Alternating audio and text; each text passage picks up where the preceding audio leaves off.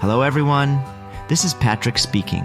I'm on the website CoinMarketCap.com. Our goal today is to scrape the table on this website, but without scraping the table headers. For those of you unfamiliar with HTML tables, I recommend watching my latest video.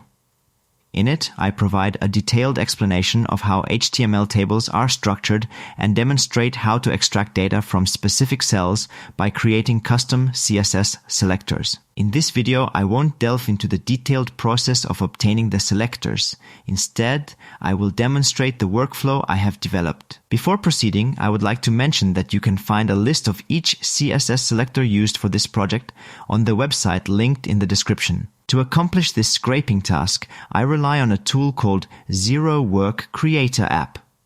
It is a robust web scraping and web automation tool that eliminates the need for coding and has proven to be quite effective. Log in to the ZeroWork Creator App and you will be directed to the dashboard of ZeroWork.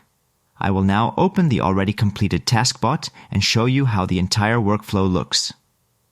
I will not give you a step-by-step guide here, but I will only point out some things that need to be done. Create a data table with the columns you wish to scrape from the website. For example, hreflink, logo image URL, price, etc. We start with a delete data building block. This block is optional and will delete all the rows from the selected data table. So it simply ensures starting with a clean table. Next, we have an open link building block. After that comes a start repeat building block. Select loop type, standard. Enter the number of repetitions. This loop is our main loop. Here, you declare how many pages you want to loop through. If you only want to scrape a single page, enter the number 1 in the repetitions field. To understand the concept of nested loops and how to handle pagination, please consider reading the documentation. Here is a website that might interest you. The article is titled Nested Loops. Handle Pagination. After carefully reading this article, you will have a better understanding of how things work. The second start repeat building block will extract the data from the page. Select loop type, standard. Since there are 100 items on one page, simply enter the number 100 in the repetitions field. After this building block, there are several save web element building blocks. Here are some of the selectors used to extract the columns from the table on the page.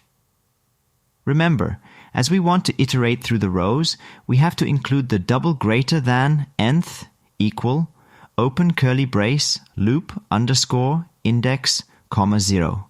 Close curly brace, syntax at the end of each selector. After your nested loop finishes saving 100 items, the main loop continues via after repeat with the action click. The click action will click on the next button, allowing you to paginate to the next page. Before I start the taskbot, let's take a look at the data table.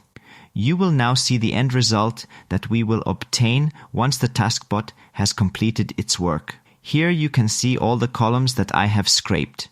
Make sure all the building blocks are connected. Now we can initiate the taskbot by clicking on the green play button. The taskbot will start and scrape the selectors we have chosen. In the end, we will obtain a data table with the desired information. Congratulations on successfully creating a HTML table web scraper. For more detailed information, please refer to the description. I hope you enjoyed following along with the video and hopefully you learned something new. Until next time, take care and see you soon.